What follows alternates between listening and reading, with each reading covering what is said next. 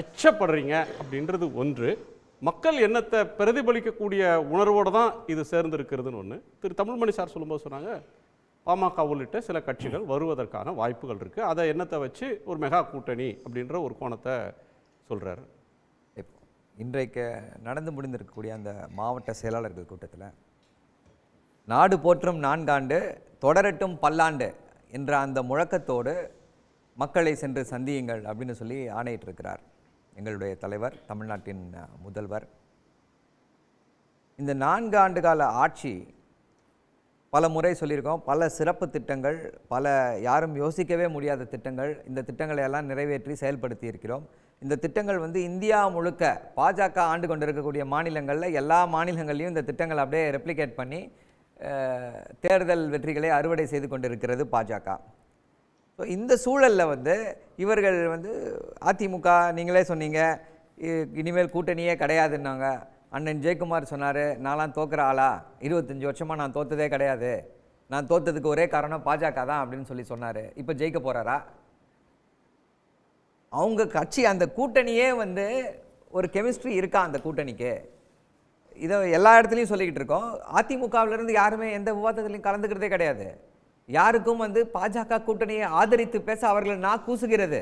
அதனால தான் யாரும் வரமாட்டாங்க. இப்போ கூட்டணி இருக்கு அப்படின்னா ஒரே விஷயம், ஒரே ஒரு சின்ன கருத்தை மட்டும் சொல்லிடுறேன்.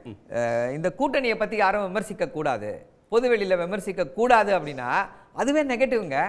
அதுவே சொல்லுது இது கூட்டணி, இது பொருந்தா கூட்டணி, தலைவர்கள் வேற வழி இல்லாமல் ஏதோ நிர்பந்தத்தால், அருமையாக சொன்னார் 2 நிர்பந்தங்கள்ன்றாரு. ஒன்று ரெட்டையில, இன்னொன்று ஊழல் வழக்குகள். ரெட்டையில கூட செகண்டரிங்க உங்களுக்கு. இவங்க கொள்ளையடிச்ச சொத்து காணாமல் போகக்கூடாது, ஜெயிலுக்கு போகக்கூடாது, அமலாக்கத்துறை அவர்களை கைது செய்து சிறையில் அடைக்கக்கூடாது. அந்த ஒரே காரணத்திற்காக பாஜகவோடு கூட்டணி.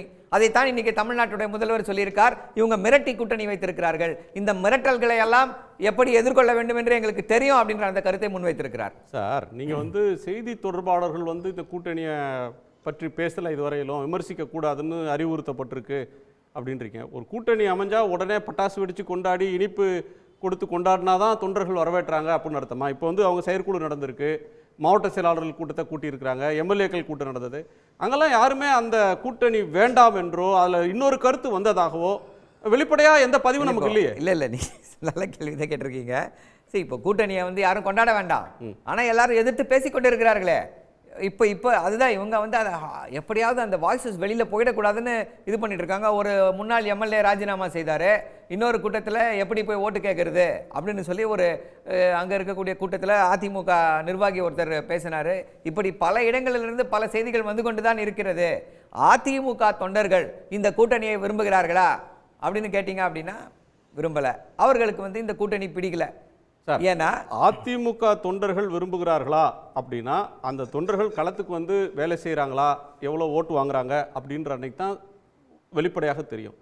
அண்ணாமலையோட தொண்டர்கள், அபிமானிகள் ஒரு அதிமுக எதிர்ப்பு மனோநிலையில சில மாதங்களாக வளர்ந்து சோசியல் மீடியால பேசினவங்க இருக்காங்களே, அவங்க இந்த கூட்டணியை விரும்புறாங்களா அப்படின்னா அவங்களும் சோசியல் மீடியால எதிர்த்து எழுதக்கூடியதை பார்க்கிறோம்.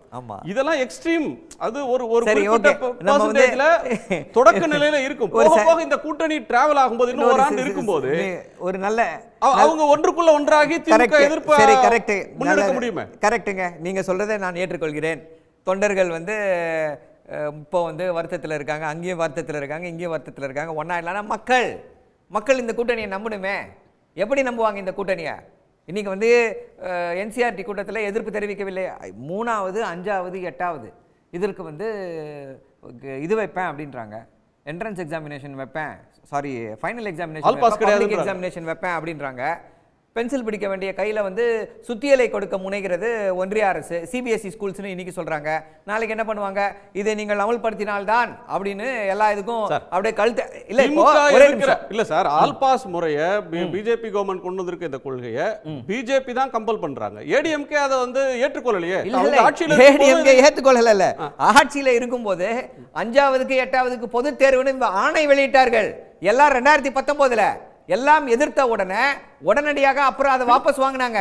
சோ அப்ப இவர்களுடைய நோக்கம் என்ன? பாஜக என்ன செய்தாலும் மக்களுடைய நலன் எங்களுக்கு அக்கறையே கிடையாது. யார் நாசமா போனாலும் எங்களுக்கு கவலை கிடையாது. உடனுக்குடன் செய்திகளை தெரிந்து கொள்ள சன் நியூஸ் பெல் ஐகானை கிளிக் பண்ணுங்க.